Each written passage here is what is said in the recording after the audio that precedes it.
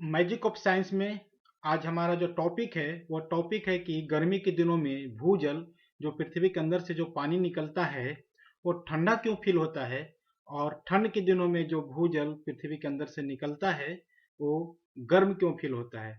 तो चलिए इस टॉपिक को समझने के लिए सबसे पहले एक साइंस के कॉन्सेप्ट को समझते हैं।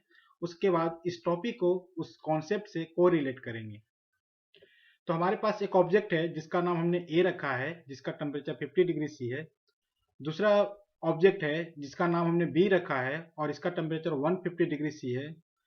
तो यहाँ पे जो बी का टेम्परेचर है ए का टेम्परेचर से ज़्यादा है, इसलिए हीट जो है ए बी से ए की तरफ ट्रांसफर होगा। तो हम जानते हैं कि हीट जो होता है ऑलवेज हाई टेम्परेचर बॉडी से लो टेम्परेचर बॉडी की ओर ट्रेवल करता है।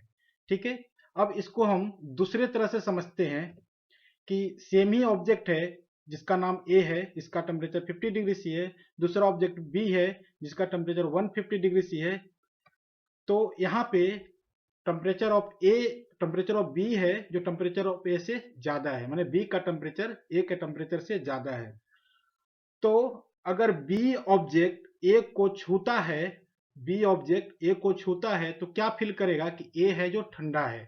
इसको दूसरे भाषा में बोल सकते हैं कि अगर ऑब्जेक्ट ए है वो बी को अगर छूता है, टच करता है, तो ए को कैसा फील होगा कि बी ऑब्जेक्ट गर्म है। इसी कॉन्सेप्ट को कोरिलेट करेंगे इस टॉपिक के साथ।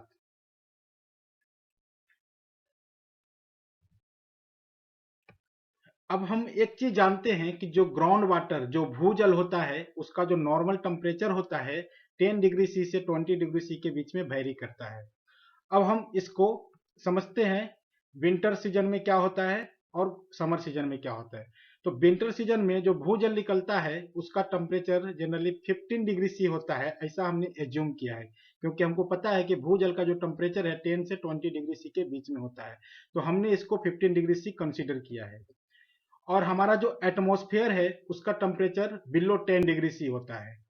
तो पिछले कॉन्सेप्ट से यह क्लियर होगा कि अगर हम यहाँ पे एटमॉस्फेयर का टेम्परेचर ग्राउंड के टेम्परेचर से कम है, इसलिए अगर हम ठंड के दिनों में ग्राउंड वाटर को टच करते हैं तो हमको गर्म फील होता है। एक्चुअल में वो गर्म नहीं होता है क्योंकि उसका जो टेम्परेचर है वो 10 डिग्री सी से 20 डिग्री सी के बीच में ही रहता है, उस पर कोई भी इफेक्ट नहीं पड़ता है।